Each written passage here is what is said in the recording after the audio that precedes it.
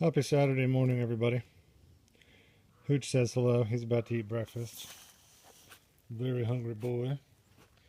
We got a ton of rain and even some snow last night. We must have got 3 inches. I mean, it seriously, it snowed and slushed and hailed all night. It's pretty intense, actually. And it was freezing cold last night. But the dogs all slept inside as usual, and they did great.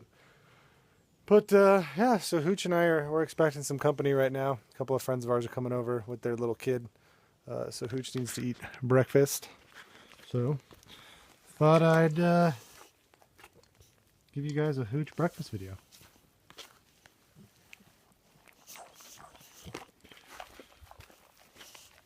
Good boy, Hooch.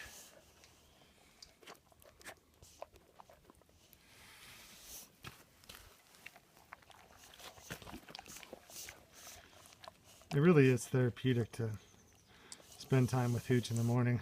I've had an awful morning, and yeah, feeding the big guy always gets my head right.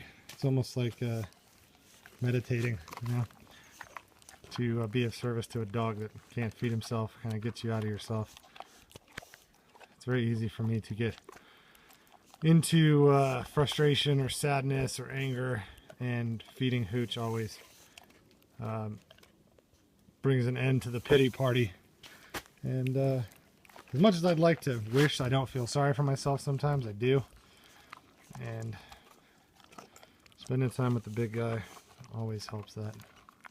What's not to love, right? I mean, look at that. Hooch drools so much because without a tongue, he can't swallow properly. His salivary glands just pump saliva out of his mouth, and he, you know, gravity just takes it out of his mouth. The way we feed, I place the food as far back in his mouth. It's also lubricated, the food is.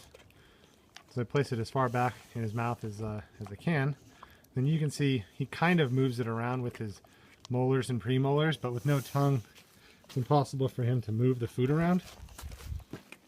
So he kind of just has to let gravity do the trick. Also, being brachycephalic, you know, having a longer bottom jaw than a top jaw assists in the whole process. I think if he were normally snouted, it would be a little more difficult for him to eat. But this is our morning routine. Usually the other dog